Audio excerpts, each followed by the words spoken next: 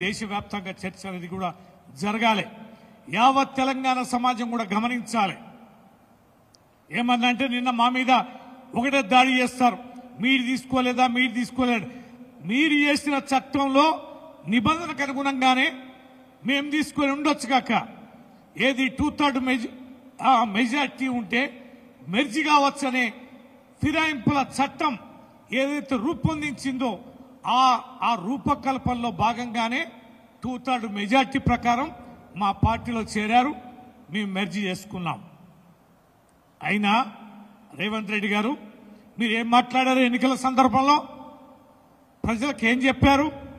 అనేక వేదికల్లో ఒక్కసారి గుర్తు చేసుకోండి, వీడియోస్ యూట్యూబ్లోకి వెళ్ళి కొడితే రేవంత్ రెడ్డి గారు మాటలు తెలుస్తాయి.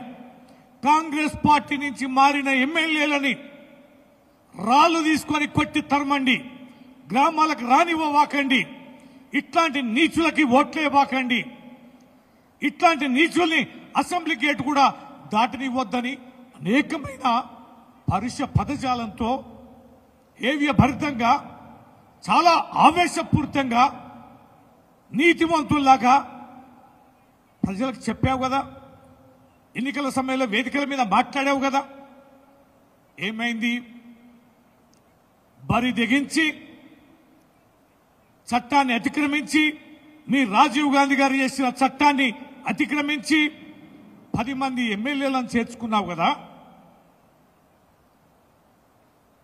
కోర్టు తుర్పార పట్టింది కదా, కోర్టు అంతర్గతంగా మాట్లాడిన అంశాలని మీ తలకెక్కడం లేదా, మీ నెత్తికెక్కడం లేదా? 10 నెలలు గడిచింది కదా, స్పీకర్ గారికి తీరడం లేదా నిర్ణయాలు తీసుకోవడానికని? సుప్రీంకోర్టు వ్యాఖ్యలని చీమ కుట్టినట్టుగా కూడా లేకుండా తగుదనమని ఇంకా నవ్వుతో టీవీలలో మాట్లాడడం, చెంపపెట్టు అని ఇంకా దబాయించుకోవడం సిగ్గుమాలిన చర్య అని ఈ సందర్భంగా భారత రాష్ట్ర సమితి ప్రజల దృష్టికి తీసుకొస్తుంది. ఎంత అవమానకరమండి! ఈ ఎమ్మెల్యేలకు కూడా బుద్ధి ఉండాలి కదా. చీయని ఒక పక్కన జనం చీగొడుతున్నారు. కాంగ్రెస్ పార్టీ మీకు ఇస్తున్న విలువ ఏంటి? ఆ పార్టీలో మీకు దక్కుతున్న గౌరవం ఏంటి? ప్రజలు పార్టీ మీద గుర్తు మీద మిమ్మల్ని గెలిపిస్తే, తెలంగాణ రాష్ట్రాన్ని సాధించిన నేత పార్టీలో నుంచి మీరు ఎన్నికైతే సిగ్గు లజ్జ తప్పి ఆ పార్టీలో చేరి దిక్కు దివాన లేకుండా మీ బేలతనాన్ని ప్రజలు అసహించుకుంటుంటే, అవమానపరుస్తుంటే, కోర్టు మొట్టికాయలేస్తుంటే ఇలాంటి వాళ్ళని ఎలా చేర్చుకున్నారు మీరు? వీళ్ళ పట్ల మీరు ఎందుకు నిర్ణయం తీసుకోవడం లేదని ఒక పక్కన కోర్టు అంటుంటే, ఇంకా మీరు రాజీనామా చేయకుండా ఇంకా మీరు ఆ పదవిని పట్టుకొని వేలాడడం అనేది నిజంగా ఇది ప్రజాస్వామ్య విలువలకి, ప్రజలకి ఇలాంటి నేతలు ప్రజాప్రతినిధులు ఇస్తున్న గౌరవాన్ని ఖచ్చితంగా యావత్ తెలంగాణ ఖండించాలి. ఇలాంటివన్నీ కూడా ప్రజాస్వామ్యానికి ఒక గొడ్డలిపెట్ట లాంటివి. ఏ పార్టీ అయినా చట్టం ఏదైతే చెప్పిందో 2/3 మెజార్టీ ఫిరాయింపుల చట్టం అనేది చెప్పిందో 2/3 మెజార్టీ కాకుండా పార్టీ మారడం అనేది తప్పది. దాన్ని అతిక్రమిస్తే చర్యలు తీసుకోవాలి. చిన్న లొసుకులను ఆసరగా చేసుకొని నెలల ధరబడి స్పీకర్ గారు దగ్గర పెట్టుకొని నిర్ణయం తేల్చకపోవడం కూడా రాజ్యాంగబద్ధ పదవిలో ఉంటూ న్యూట్రల్ ప్రతినిధిగా ఉండాల్సిన స్పీకర్, స్వతంత్ర నిర్ణయాలు రాజ్యాంగబద్ధంగా చట్టపరమైన నిర్ణయాలు తీసుకోవాల్సిన స్పీకర్, అత్యంత కీలకంగా రాజ్యాంగాన్ని గౌరవించి అత్యంత కీలకమైన హోదాను అనుభవిస్తున్న స్పీకర్ పార్టీ రాజకీయాలకి మడుగులొత్తుతూ కాలయాపన చేయడం అనేది, దాటవేయడం అనేది యావత్ తెలంగాణ ప్రజలు, ప్రజాస్వామ్యవాదులు తీవ్రంగా ఖండించాల్సిన విషయంగా ఈ సందర్భంగా మనవి చేస్తాను. సిగ్గు లజ్జ ఉంటే ఈ శాసనసభ్యులు తక్షణమే రాజీనామా చేయండి. మీ కాంగ్రెస్ పార్టీ బలం ఉందా? బీఆర్ఎస్ పార్టీ బలం ఉందా? మీ ప్రజలు ఏ పార్టీ అండా ఉన్నారు? వ్యక్తిగతంగా మీరు ఏ పార్టీ గెలిచారు? నిజంగా మీ యొక్క పేరు ప్రతిష్టలతో మీరు గెలిచినట్లయితే పార్టీ గుర్తు మీద గెలిచిన పదవిని మరి త్యజించి ఎన్నికలకు పోవాలి కదా, ఎందుకు వేలాడుతున్నారు? ఇన్ని రకాల చర్చల మధ్యన ఇంతటి అసవ్యాన్ని యావత్ తెలంగాణ సమాజం వ్యక్తీకరిస్తున్న సందర్భంగా దేశ అత్యున్నత న్యాయస్థానం ఇలా తలంటిన సందర్భంలో కూడా ఇంకా మీరు ఈ పదవులు పట్టుకునే ఉంటారా? మేము స్పీకర్ గారిని, తెలంగాణ ప్రభుత్వాన్ని, పార్టీ మారిన ఎమ్మెల్యేలని మీకు ఏమాత్రం చీము రక్తం ఉన్నా తక్షణమే వాళ్ళతో రాజీనామా చేయించి ఎన్నికలకు వెళ్లాల్సిందిగా విజ్ఞప్తి చేస్తున్నాం. రాష్ట్రంలో కూడా పరిణామాలు గమనిస్తున్నాం. ఎక్కడి పాలన అక్కడే. ఇచ్చిన 6 గ్యారెంటీలు అమలు పోయింది. తప్పించుకోవడం కోసం నిత్యం ఢిల్లీలు. ఈ సంవత్సరంన్నరలో 50 సార్లు ఢిల్లీకి పోయిన ముఖ్యమంత్రి ఈ దేశంలో ఎవరైనా ఉన్నారా? ఎంత డబ్బు దండగా ప్రజాస్వామ్యం ఎంత దుర్వినియోగం చేస్తున్నారు. ముఖ్యమంత్రిగా పాత్ర నిర్వర్తించాల్సిన ఈ ముఖ్యమంత్రి ఢిల్లీలో ఆత్మగౌరవాన్ని పణంగా పెట్టి నిత్యం సమయాన్ని ఢిల్లీ పర్యటనలకే కేటాయిస్తే నిన్ను ఏమనాలి? ఏ రకంగా ఈ ముఖ్యమంత్రికి గౌరవం అనేది తెలంగాణలో నిలుస్తున్నదనేది గుర్తు చేస్తున్నాం. నిధులు లేవన్నాడు, అన్ని కళ్ళబొల్లి మాటలు చెప్పారు.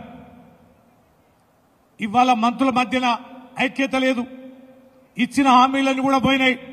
ఇయలో బీసీ వాదమని తన దగ్గర లేనిది, తను చేయలేనిది ఇవాళ ప్రజల ముందు ఎజెండా పెట్టి ఒక డ్రామా రాజకీయాలు చేస్తూ స్థానిక ఎన్నికలను ఫేస్ చేయలేక చట్టం చేసే అధికారం తనకు లేకపోయినా ఇవాళ కేంద్రం మీద మోపి ఎన్నికలను వాయిదా వేస్తున్న తీరు డ్రామాను చూస్తే ఈ ప్రభుత్వం ప్రజల కోసం ఏం పనిచేస్తున్నది? ఎన్నికల్లో ప్రజలకు ఇచ్చిన వాగ్దానాలను నెరవేర్చడం కోసం ఏ రకమైన డైవర్షన్ పాలిటిక్స్ చేస్తుందనేది కూడా మనం గమనిస్తూనే ఉన్నాం. ఈ మధ్య కాలంలో ఇంకొక సిగ్గుమాలిన విషయం, వారి పార్టీ ప్రతినిధి ఢిల్లీ నుంచి వచ్చారు మీనాక్షి నటరాజన్ గారు. ఆమెకు ప్యారలల్ గవర్నమెంట్ నడుస్తున్నది, ప్యారలల్ ముఖ్యమంత్రిగా వ్యవహరిస్తున్నది. సచివాలయంలో మంత్రులతో సమీక్షలు చేస్తుంది.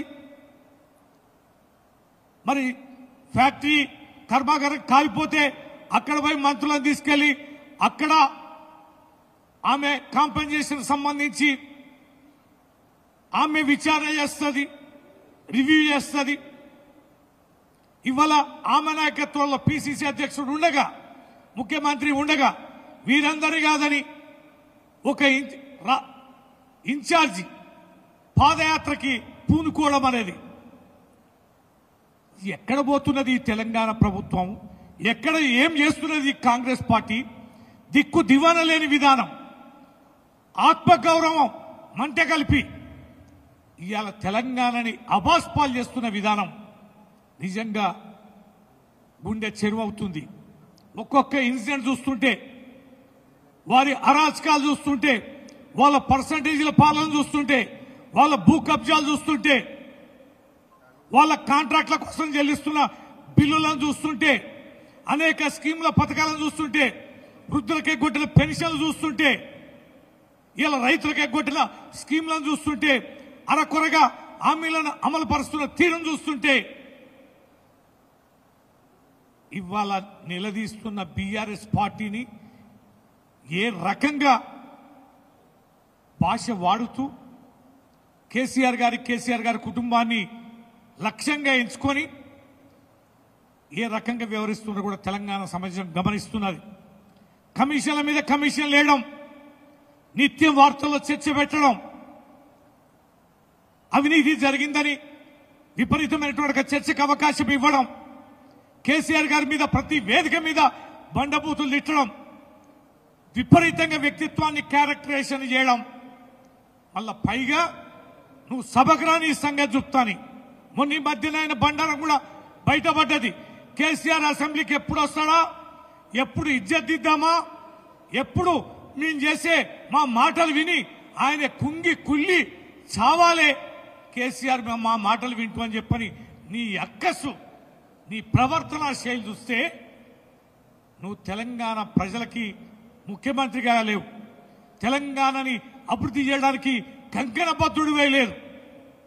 నిన్ను జైల్లో పెట్టిన కేసీఆర్ గారిని కసితో అనేక రకాలుగా అవమానపరచాలనే లక్ష్యంతో ఉన్నామనే అర్థమవుతుంది.